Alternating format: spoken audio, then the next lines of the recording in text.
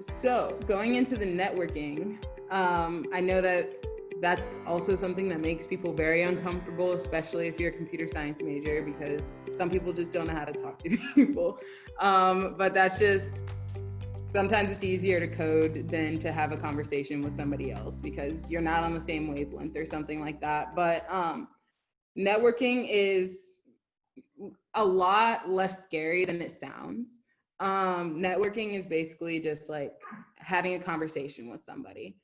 Like I talked earlier about I think like a lot of my sophomore and junior year was just finding people on LinkedIn and talking to them. And also just leverage, I mean, since we're not on campus anymore, it's a bit difficult. Oh, it's a bit different. But you might have to seek out different ways to find people.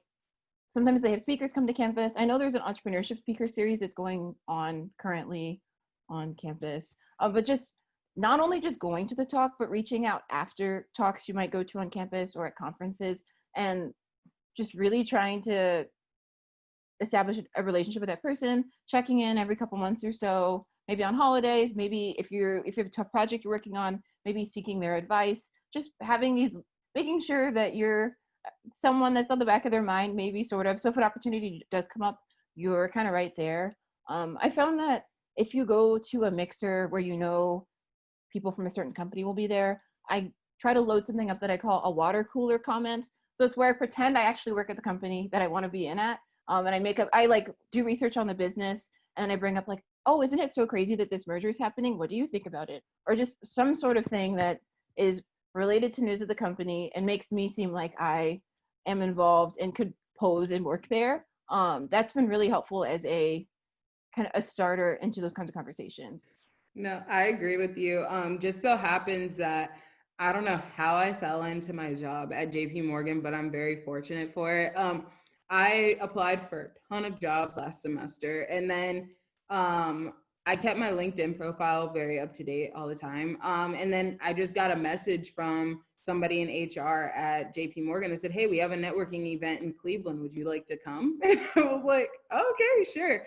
Come to find out, I was the only undergrad there when I went. So it was a pretty fun experience. I got to talk to a lot of people, and it was even crazier because there were two women minorities that were the head of the whole thing. So they were like the VPs of digital and then the VP of computer architecture. So they had them on the hot seat and they were talking about their experience at JP Morgan and how things have changed. And I'm fortunate enough to, one of them wants to be my mentor, and I'll be working in her department. But that was just because like I kept my networking up to date. I went to an event, even though I didn't know anybody there. It was an event for professionals already. So like people who were looking for another opportunity at another company, but they've already had work experience. And then and literally the deadline for the job I applied for was the next day. So it was just like everything was falling into place because they were like, we have a software engineering program that we think you'd be perfect for and you should apply for it.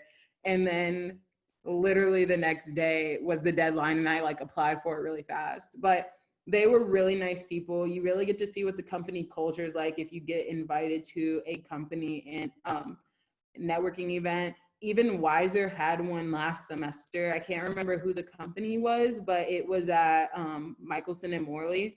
And they got to talk about their experience at the company as being women in tech and things like that, and how things have changed a little bit more, where like some women remember when they were the only woman in the room full of men, and now there's like at least one or two of them now.